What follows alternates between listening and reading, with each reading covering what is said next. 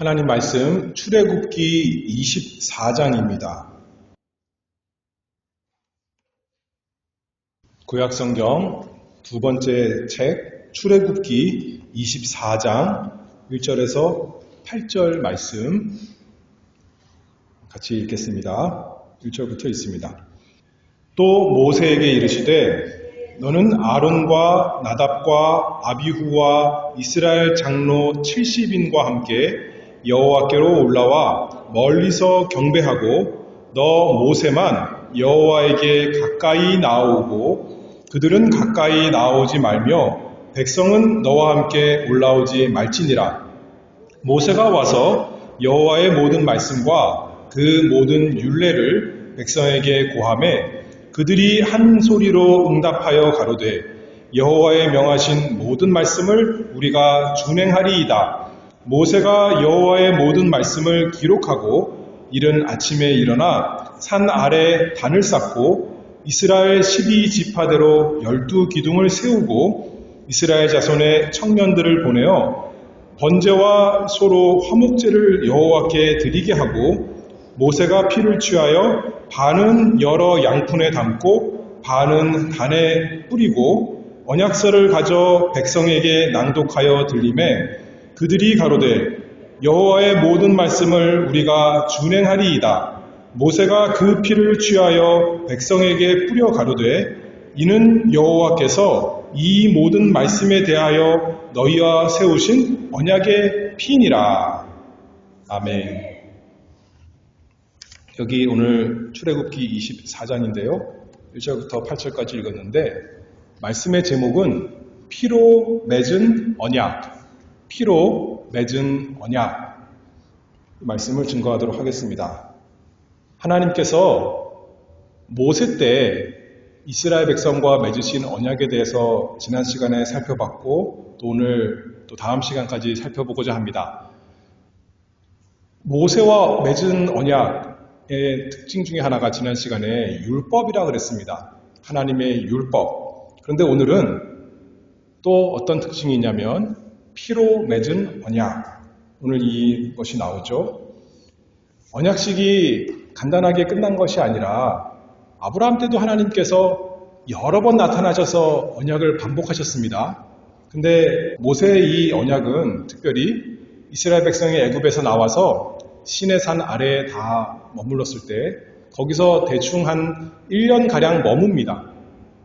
그때 하나님께서 하나님의 율법의 말씀, 여러 가지 많은 말씀을 주시죠. 그리고 이스라엘 백성과 언약하시는 겁니다. 저번에 출애굽기 19장에서 이스라엘 백성을 어떤 백성으로 삼아주신다고 그랬죠? 제사장 나라, 거룩한 백성 삼아주신다 약속하셨습니다. 이 언약은 행위 언약이 아니라 그랬어요.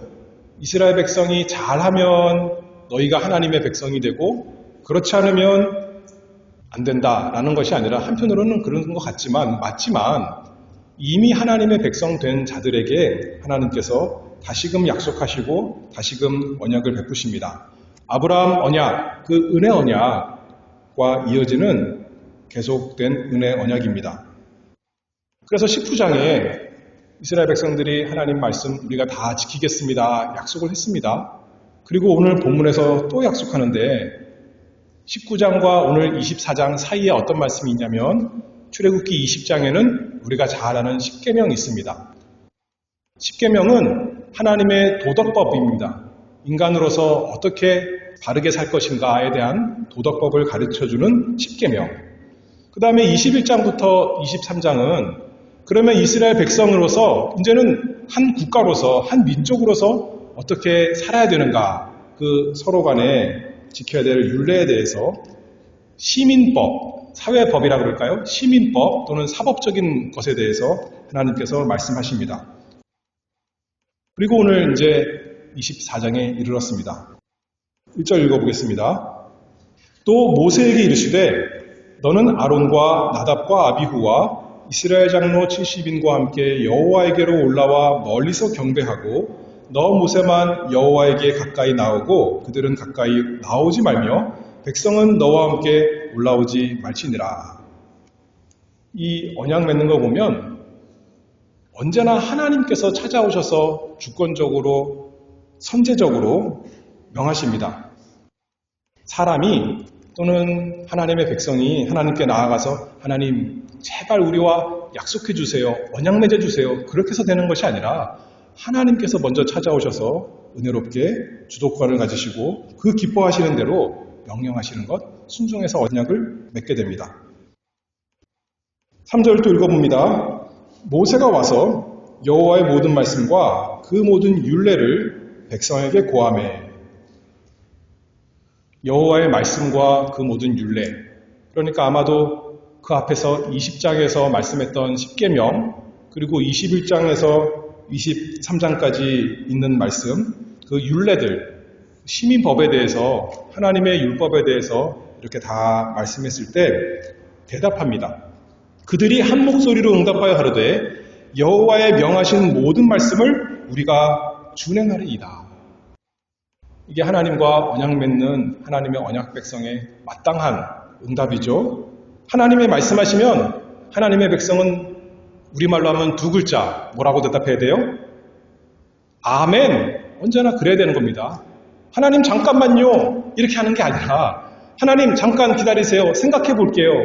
그것이 아니라 당연히 언제나 즐거운 마음으로, 기쁜 마음으로, 자원하는 마음으로 아멘 동의하고 거기 따라야 되는 것입니다. 백성들이 그렇게 했습니다. 그리고 이제 언약의 의식을 맺습니다. 하나님과 하나님의 백성 사이에 언약을 맺는데 말로만 하는 것이 아니라 의식을, 눈에 보이는 언약 맺는 의식을 행합니다. 언약의 두 당사자 간에 서로 약속을 지키겠다고 다짐하는 표시입니다. 4절 읽어보겠습니다. 모세가 여호와의 모든 말씀을 기록하고 이른 아침에 일어나 산 아래 단을 쌓고 이스라엘 12지파대로 12기둥을 세우고 이스라엘 자손의 청년들을 보내어 번제와 소로 화목제를 여호와께 드리게 하고 모세가 피를 취하여 반은 양푼에 담고 반은 단에 뿌리고. 언약에는 두 편이 있다 그랬어요. 지금 이 모세 때 맺은 언약 한편에 누가 계시는 거죠? 하나님이 한편에 계시고 다른 한편에 누가 있어요? 이스라엘 모든 백성이 있는 것입니다. 그것을 상징하는 한편에는 여호와의 단이 있고 다른 한편에는 무엇을 세웠어요? 이스라엘 12지파의 수에 맞게 기둥 12개를 세웠다 했습니다. 그 언약의 두 대상 이렇게 상징적으로 표현하고 그 다음에 뭐 하냐면 젊은 사람들을 보내서 번제와 화목제를 하나님께 드리게 하고 그 다음에 모세가 피를 취하여 반은 단에 뿌리고 한편으로는 하나님께 대해서 제사를 드리고 또 이 단이라는 것이 하나님의 계신 것 상징하기 때문에 하나님이 계신 곳에 대해서 반에 그 피를 뿌리고 그 다음에 7절입니다. 언약서를 가져 백성에게 낭독하여 들리매 그들이 가로되 여호와의 모든 말씀을 우리가 준행하리이다. 그리고 8절입니다. 모세가 그 피를 취하여 백성에게 뿌려 가로되 이는 여호와께서 이 모든 말씀에 대하여 너희와 세우신 언약의 피니라. 제사를 드리고 피 반은 단에 뿌리고 하나님께 뿌리는 것입니다. 그리고 반은 어디다 뿌렸어요? 백성에게, 이스라엘 백성에게 뿌렸습니다. 그래서 피로, 이 언약의 피로 두 당사자 간에 언약이 맺어진 것을 이렇게 표시한 것입니다. 그래서 오늘 말씀의 제목이 피로 맺은 언약이라는 것이죠. 하나님과 그 백성 사이에 언약이 맺어졌습니다. 공식적으로 하나님은 이스라엘의 하나님이 되시고 이스라엘은 하나님의 언약 백성이 되었습니다. 원래 아니었는데 이제 됐다는 것이 아니에요. 원래부터 예전부터 하나님은 그들의 언약의 하나님이시오. 또 그들은 하나님 백성이었습니다. 다른 백성 아니었어요. 바알의 백성도 아니었고 아스다롯의 백성도 아니었고 다곤의 백성도 아니었고 여호와 하나님의 원래 백성이었습니다. 근데 성경에서 반복적으로 계속 알려주신 거죠. 확인시켜주는 겁니다. 내가 너희의 하나님이고 너희는 나의 백성이다. 그것뿐만 아니라 오늘 특이한 점은 피가 있다는 겁니다. 전에는 이런 것이 분명히 드러나지 않았지만 오늘은 이 언약에는 피가 있다. 피로 맺어진 언약. 그것을 통해서 우리에게 구원의 깊은 진리를 다시 깨닫게 하십니다. 그래서 피에 대해서 세 가지를 살펴볼 텐데요. 첫 번째로는 속죄의 피입니다. 이 언약 맺는데 피가 있는 것은 이 모세의 언약 때 처음 나타난 것이 아닙니다. 제가 은혜 언약 설명하면서 창세기 3장부터 시작했는데 거기에도 직접적으로 나오진 않지만 우리가 유추해 볼 수 있습니다.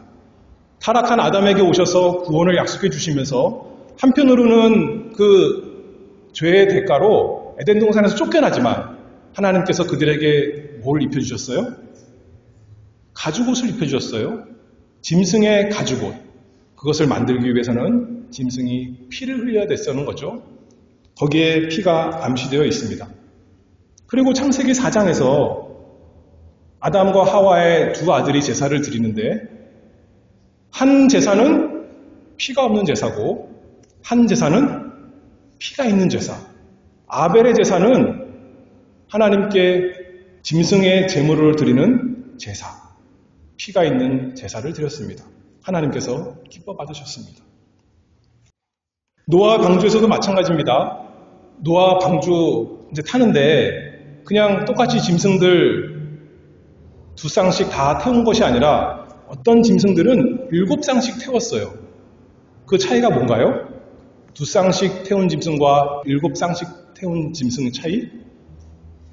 7쌍씩 태운 짐승은 정결한 짐승인데 그냥 착하고 말 들으니까 정결하니까 내가 너 더 태워줄게 한 것이 아니라 하나님께 제사 드릴 짐승을 태운 겁니다. 피 흘려서 제사 드리는 거죠. 그래서 방주에서 나오자마자 제일 처음 한 것이 노아가 하나님께 단을 쌓고 짐승의 피를 흘려서 제사를 드린 것입니다. 아브라함 언약할 때도 마찬가지입니다. 우리가 창세기 그 앞에서 살펴봤죠. 언약식을 맺는데 하나님께서 짐승, 제물을 가지고 와서 반을 쪼개는 언약을 통해서 하나님과 아브라함이 언약을 맺었습니다. 피 흘림의 언약 계속 있었는데 여기에서는 하나님께서 오늘 본문 출애굽기 24장에서 분명히 말씀하십니다. 8절을 다시 읽어볼게요. 모세가 그 피를 취하여 백성에게 뿌려 가로되 이는 여호와께서 이 모든 말씀에 대하여 너희와 세우신 언약의 피니라. 하나님과 하나님 백성 사이에 언약을 맺을 때 무엇이 반드시 필요하다고요? 피가 필요하다고요? 언약의 피. 근데 왜 피가 있어야 될까요? 왜 피 흘림이 있어야 될까요? 제가 거기 맨 처음 찾아놓은 성경 구절 어딘가요? 속죄의 피 제일 처음에 히브리서 9장 22절 같이 읽어보겠습니다. 율법을 조차 거의 모든 물건이 피로써 정결케 되나니 피 흘림이 없은즉 사함이 없느니라. 피를 뿌려서 어떻게 하게 된대요? 정결하게 된대요. 정결하게 된다는 것은 그전에는 정결하지 않았다는 거죠. 부정한 것이라는 뜻입니다.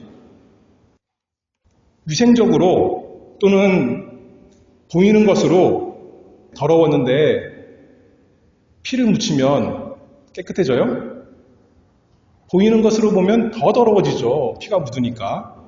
그런데 정결하게 된다는 것은 보이는 위생적인 그런 정결이 아니라 도덕적으로 또는 의식적으로 종교적으로 정결해진다 하는 것을 우리가 알 수가 있습니다. 그래서 여기 보죠. 피 흘림이 없은즉 사함이 없느니라. 다시 말해서 피 흘리지 않으면 그전에는 죄인이었는데 죄가 많은 사람이었는데 피 흘림을 통해서 죄사함을 받는다 이렇게 말하는 거죠. 그전에는 죄 때문에 더러운 사람이었는데 피 흘림이 있어서 이제는 깨끗한 사람이 되는 것이다. 그 죄사함을 다 받는 것이다. 이렇게 말씀하고 있습니다. 이게 지금 이스라엘 백성과 하나님 사이에 언약을 맺는 겁니다. 우리 생각에 이렇게 생각할 수 있어요. 피 흘림이 있으면 죄사함이 있다 그랬으니까 이제부터 우리가 하나님 말씀 잘 지키다가 그 다음에 잘못해서 하나님 말씀 어기면 그때 희생제사 드려서 우리가 죄사함 받으면 되겠구나 생각할 수 있겠죠. 물론 그런 면도 있지만 언제 지금 피를 흘리고 있어요? 하나님과 하나님 백성이 맨 처음 어떻게 보면 맨 처음 언약식 하는 데부터 피를 흘리는 겁니다. 다시 말해서 원래 지금 뭐 하나님 말씀 순종하고 자시고 한 거 없는데 원래부터 죄인이었다는 거죠. 원래부터 더러운 자였다는 겁니다. 그래서 하나님과 거룩하신 하나님과 관계를 맺기 위해서는 피 흘림, 피 뿌림 있어야 된다. 여기서 알 수가 있는 것이죠. 우리가 다 원래부터 죄인이기 때문에 우리의 문제를 그 죄의 문제를 해결하지 못하고는 하나님과 언약을 맺을 수가 없는 것입니다. 하나님의 언약 백성이 될 수 없는 것입니다. 하나님이 나의 하나님이 될 수가 없는 것인데 피 흘림이 있다. 언약에 그렇게 말씀하고 있습니다. 그런데 왜 피 흘림이 죄를 사합니까? 하나님께서 아담에게 말씀하실 때 네가 내 말을 어기면 그 다음에 뭐라 그러셨어요? 정령 죽으리라. 죽는다는 겁니다. 피 흘린다는 것은 죽는다는 것을 상징합니다. 그래서 형벌의 개념으로 나는 죽어 마땅한 사람입니다 라고 보여주는 것이 피 흘림이죠. 죄인은 죽어 마땅한 것입니다. 피를 흘리게 되는 것입니다. 그런데 왜 피를 흘리는 것이 속죄가 되나요? 피를 흘려서 내가 죄인이기 때문에 그러면 나는 피를 흘려 죽어야 되는데 죄 사함을 받는데요. 속죄를 받는데요. 그 비결이 바로 두 번째입니다. 이 언약에 있는 피는 그냥 피가 아니라 대속의 피입니다. 나 대신 다른 어떤 존재가 대신 피를 흘림으로써 내가 사함을 얻는다라는 거죠. 5절에 읽어보면 오늘 본문 5절입니다. 번제와 소로 화목제를 여호와께 드리게 하고 모세가 피를 취하여 반은 양푼에 담고 반은 단에 뿌리고. 내가 죄인이니까 내 피를 하나님께 드리는 것이 아닙니다. 나 대신 제물의 피를 하나님께 드리는 것입니다. 하나님의 단에 뿌리는 것입니다. 대속의 피. 이게 그 진리가 잘 나타나죠. 그래서 하나님께서 죄에 대해서 진노하시는 공의로우신 하나님이신데 그 죄의 값인 사망, 그것을 상징하는 피 흘림으로써 그 생명이 죽었다는 것을 보여주는 그 피, 하나님의 단에 하나님께 뿌리는 것입니다. 그 다음에 제가 두 번째로 인용한 성경 구절, 레위기 17장 11절 또 같이 보겠습니다. 육체의 생명은 피에 있음이라. 내가 이 피를 너희에게 주어 단에 뿌려 너희의 생명을 위하여 속하게 하였나니 생명이 피에 있으므로 피가 죄를 속하느니라. 내 죄를 뿌리면 내 죄에 속함받는 것이 아니죠. 내가 죽어서 사망하는 겁니다. 망하는 겁니다. 멸망하는 거예요. 근데 내 피가 아니라 나 대신 다른 제물에 피를 뿌린다는 것입니다. 그러므로 내 죄를 사함받는다는 거죠. 죄값이 치러졌으니까, 한 생명에 대한 값이 하나님께 치러졌으니까, 대신 치러졌으니까 의로우신 하나님께서 그 값을 받으시고 우리에 대해서는 대신 이제는 죄 없는 사람이다, 의로운 사람이다 해주신다는 것입니다. 그리고 또 피가 어디에 뿌려졌어요? 한편으로는 하나님께 뿌려졌고 단에 뿌려졌고 또 다른 한편으로는 이스라엘 백성들에게 뿌려졌습니다. 그것은 또 무슨 뜻일까요? 그 피의 공로로 이제 너희는 깨끗한 사람이 되었다. 거룩한 사람이 되었다. 죄 모두 다 사함받았다라는 표시로 이렇게 뿌려진 것입니다. 그리고 모세가 말씀합니다. 오늘 본문 24장 8절에 모세가 그 피를 취하여 백성에게 뿌려 가로되 이는 여호와께서 이 모든 말씀에 대하여 너희와 세우신 언약의 피니라. 우리 한글 번역에는 이는 여호와께서 이렇게 말씀했는데 그 원어를 보거나 영어 성경을 보면 보라 이렇게 나와 있어요. 보라. 집중해서 주의해서 보라. 뭘 보라고요? 하나님께서 우리를 위해 세우신 언약의 피를 보라. 이스라엘 백성이 그 피를 보면서 무엇을 생각했을까요? 우리 모두 다 죄인인데 그래서 우리가 책임져야 될 죄가 있고 전능하신 하나님께 우리가 죄에 대해서 다 심판받아 너무나 마땅한데 그러나 이 피를 보라. 하나님께서 우리 생명 대신 희생 제물의 피를 즐거이 받으셨도다. 그 언약의 피를 인하여 그 희생 제물의 죽음을 인하여 거룩하신 하나님께서 우리의 하나님이 되시고 죄 많았던 우리가 이제 죄 사함 받고 거룩한 하나님의 거룩한 언약 백성이 되었구나. 이 피를 보라. 모세를 통해 하나님께서 우리에게 말씀하십니다.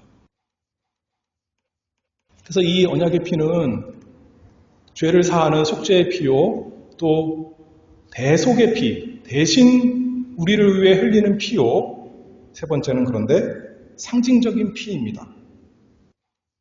그 언약에 사용된 피, 뿌려진 피 자체가 어떤 능력이 있거나 그 자체에 어떤 큰 가치가 있는 것이 아닙니다. 이것은 상징하는 것입니다. 의식입니다. 그 다음 같이 읽을 히브리서 10장 4절 또 읽어볼게요. 이는 황소와 염소의 피가 능히 죄를 없이 하지 못함이라. 황소 1000마리, 10,000마리 피를 아무리 뿌려도 한 사람의 그 죄값을 해결할 수가 없는데 왜 뿌렸냐면 장차 오실 하나님의 어린 양, 우리 주 예수 그리스도의 피 흘림, 그것을 상징하기 위해서 그것을 보고 믿으라고 구약시대에 뿌리고 또 뿌렸던 것입니다. 율법을 준수하는 것으로는 아까 출애굽기 20장부터 24장까지 십계명과 또 신의법에 대해서 하나님께서 알려주셨는데 그것을 준수하는 것으로는 구원받을 길이 없다. 그런 것을 우리가 다 압니다. 누구도 하나님의 영광에 이를 수 없습니다. 그 다음에 제가 인용한 거 로마서 3장 23절 그거 보겠습니다. 모든 사람이 죄를 범하였음에 하나님의 영광에 이르지 못하더니 율법을 아무리 줘도 너희들이 이대로 살면 너희들은 복 받을 거야 아무리 말해도 다 지킬 사람이 없으니까 율법으로는 하나님의 영광에 이를 사람이 없다는 것입니다. 그런데 24절에 보면 그리스도 예수 안에 있는 구속으로 말미암아 하나님의 은혜로 값없이 의롭다 하심을 얻은 자 되었느니라.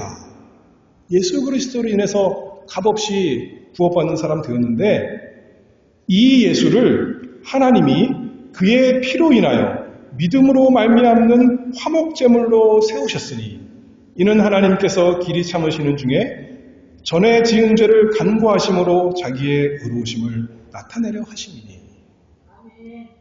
예수 그리스도의 피, 예수 그리스도께서 피 흘리심으로 화목제물이 되셨습니다. 단에 뿌려졌어요. 하나님의 그 진노를 누그러뜨리는 죄인에 대해서 진노하시는 그 하나님의 노를 다 없애버리는 화목제물, 예수 그리스도 주님의 피가 되었습니다.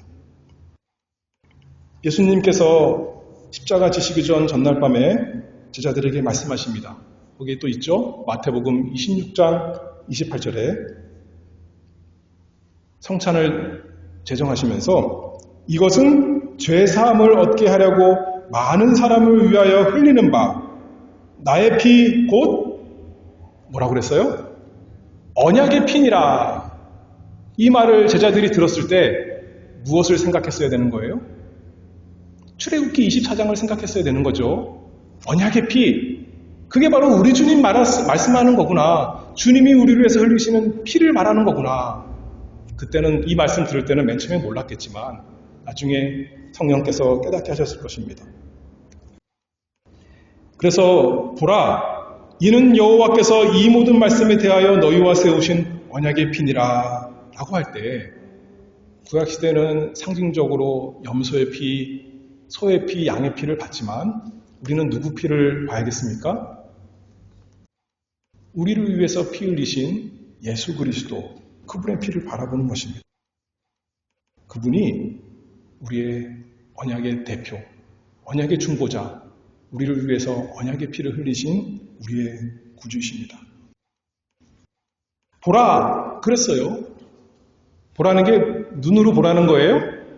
이때는 그랬죠, 그렇죠? 이때는 보라 그러면 진짜 보는 거예요, 사람들이. 피가 막 흘리고 있으니까. 우리에게 하나님께서 보라! 예수 그리스도의 피를 보라! 그러면 어떻게 하라는 건가요? 그것을 믿고 의지하라는 거죠. 예수 그리스도의 십자가의 피, 그것이 나의 유일한 구원의 길인 것을 믿고 의지하라는 것입니다. 내 행위로 내가 하나님 말씀 순종한 것으로는 나를 의롭게 할 수 없고 나를 거룩하게 할 수 없고 나에게 복 줄 수가 없습니다. 내가 다 순종하지 못하니까요. 그러나 보라, 언약의 피를 보라. 죄인을 위해서 흘리신, 의인을 위해서 흘리신 게 아닙니다. 죄인을 위해 흘리신 예수 그리스도의 그 피를 보라. 그리고 의지하라 말씀하십니다. 히브리서 10장 10절 그것도 한번 같이 읽어보겠습니다. 이 뜻을 조차 예수 그리스도의 몸을 단번에 들이심으로 말미암아 우리가 거룩함을 얻었노라. 구약에서는 제사가 반복됩니다. 계속 날마다 때마다 반복됩니다. 왜냐하면 계속 봐야 되니까, 눈으로 보고 그것이 상징하는 예수 그리스도를 붙들어야 되니까. 그러나 실체이신 예수 그리스도께서 오셔서 단번에 그것을 진짜로 다 이루셨으니 우리는 그것을 또 보고 또 보는데 어떻게 봐요? 믿음으로 날마다 예수 그리스도의 피 붙들고 의지하고 사모하고 사랑하며 우리가 사는 것입니다. 우리의 행함으로 우리가 거룩해지는 것이 아니라 우리가 열심히 노력해서 어제보다 오늘보다 내일 거룩해지는 것이 아니라 무엇이 우리를 거룩하게 하는 거예요? 예수 그리스도의 공로가, 예수 그리스도의 그 피가 우리를 거룩하게 하는 줄 알고 날마다 우리 주님의 피를 바라봅니다. 만약에 그리스도의 피가 없었다면, 이 언약의 피가 없었다면 하나님께서 우리를 사랑하실 수 있나요? 사랑하실 수가 없는 것입니다. 우리를 미워하셔야 되는 겁니다. 우리는 죄인이기 때문에 거룩하신 하나님께 가까이 나아갈 수가 없습니다. 하나님의 백성이 될 수 없습니다. 아무리 하나님께서 율법을 주시고 너희가 이렇게 살면 복을 받는다 말씀하셔도 그렇게 살면 되겠구나, 복 받을 수 있어요? 복 받을 수가 없다고요. 오히려 거룩하고 의로운 율법이 복을 약속했을지라도 복이 우리 것이 되는 것이 아니라, 거기에는 복만 있는 것이 아니라 저주가 분명히 경고되어 있습니다. 그것을 순종하지 않으면 저주가 있으리라.